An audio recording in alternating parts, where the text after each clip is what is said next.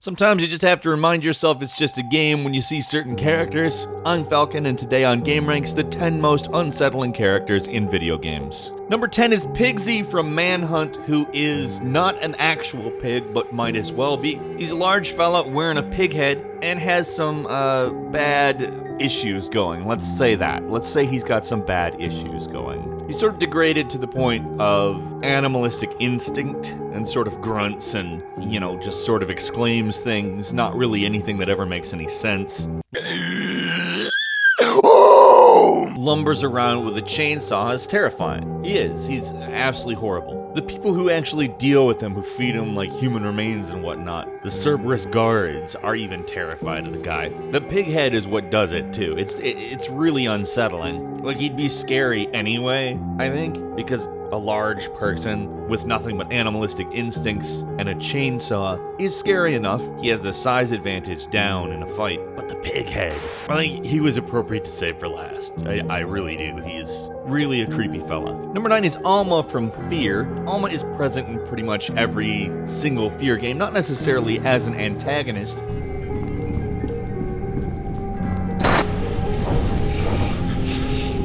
but in the first one, most certainly so. Alma was essentially an experiment for 26 years, the entire time she was alive. And although she appears throughout the first game as specifically a child, when you finally get to the end, you see her in her adult form. There's a lot of revelations that are spoilers to the game, and being that Fear is a very good game, I would suggest that you should play it instead of finding them out here. But the story wraps around itself and actually kind of forces you to understand Alma, while at the same time never allowing you to become settled with her. It's a very unsettling way of going about it, and it works, because Alma will haunt you. Not in the way that she haunts the facility, but she will. Number 8 is the Bhutto from the Siren series, which has appeared in all 3 of the games, if you count them as 3 different games, one being a reimagining of the first game, and them having slightly different names in every different country. Let's not bother talking about that, though. These things are... They're essentially a lot of the same things that you expect out of zombies nowadays, reanimated corpses, blah blah blah. I mean, it's not entirely a reanimated corpse thing. Living people can be contaminated with it, except for these retain personality and intelligence. And they don't really have any way of expressing any of that without being really abnormal, out of the normal realm of what you expect a person to be able to sound like and look like and do.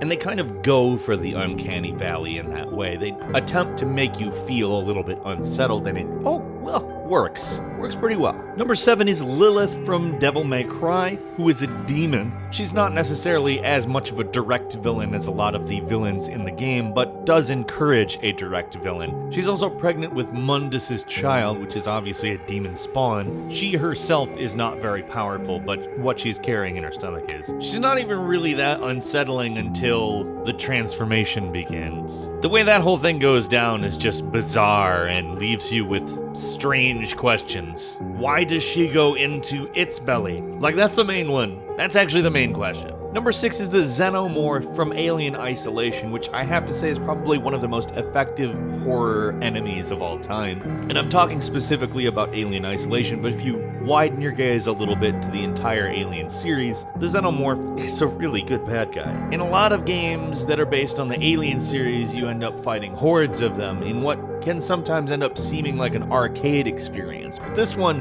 is more like what the actual movie and universe shows them as. You can't actually kill this Xenomorph, and there's never more than 2 of them at a time. And even that is very rare. And oh sure, some of the events where the Xenomorph appears are scripted. The vast majority of them are just totally random. There's no point in this game where you feel safe. Not just because the alien appears at total random, but because it is the Xenomorph. You've seen one before if you live in the United States or any Western country, and you're like, I have to deal with this at random. Number 5 is Shodan from System Shock, all of the System Shock games. Shodan basically happened when a hacker hacked an AI and created essentially a blank block that it called in some other function that created a looping routine where the AI began to then start writing its own routines in. The AI gradually took control of the space station as well as attempt to download itself into the various computer networks on Earth. Probably the thing that makes Shodan most unsettling is the way she speaks. How dare you, insect? How dare you interrupt my ascendance? It has an electronic stutter to it, which makes it incredibly unnatural and just not something you like to hear.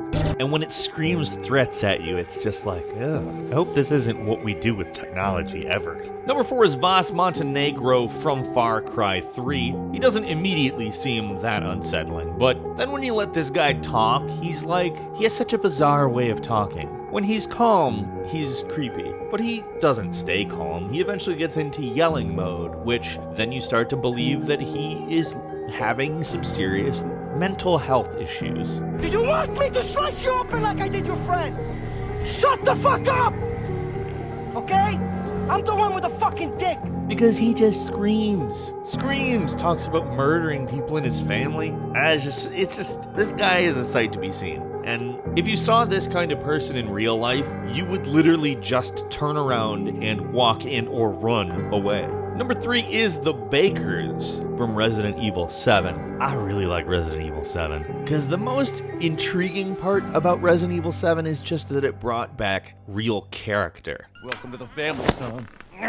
These people seem much more interesting than the villains have for a while now. They're really a pack of insane people who mutated into superhumans. Obviously not at no cost, their sanity was likely that. And because the game is new, I don't really want to get too far into it, but this is a family that is both incredibly unsettling and at the same time impossible not to want to see more from at all times. They're such a well-developed, interesting bunch of characters that are oddly charismatic at the same time as being utterly repellent. If you have not played this game, you need to. It's so good. Number 2 is Pyramid Head from the Silent Hill series, and let's just go ahead and say this. Is there a more classic video game freak in existence? Pyramid Head is unsettling because, well, A, you can't really tell if it has any agenda whatsoever or thoughts or feelings or anything. It just is kind of there. A sect of the Order also wore pyramid-shaped hoods over their head,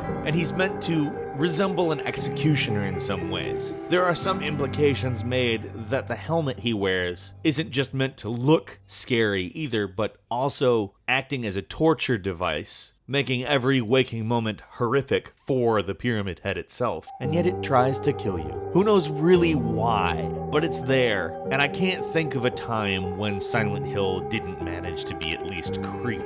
And finally, number 1, the Gatherers from Amnesia, who are, by the way, the worst as far as their appearance. I hate what they look like so much. That mouth, just the way it hangs loose like a flat. It reminds me of a plant, but at the same time, a snake. Something that I like particularly is if you look straight at them, your sanity goes low, and it can eventually harm you just looking at them. Like, the thing that you have to do is just get away from them. That's how it works. You can't fight them or kill them or anything like that. You just see these horrific things, and you're helpless against them, so it's best not to even look at them and figure out a way out without alerting them. Amnesia does a great job of giving you that helpless feeling, and I can't think of anything that I would call unsettling more than that. So which of these 10 do you consider to be the most unsettling? Also, this video is the first in a series. We're going to be doing more parts to it, so if you have suggestions for the next part, we'd love to see them in the comments. If you enjoyed this video, please click like, and if you're not subscribed, now is of course a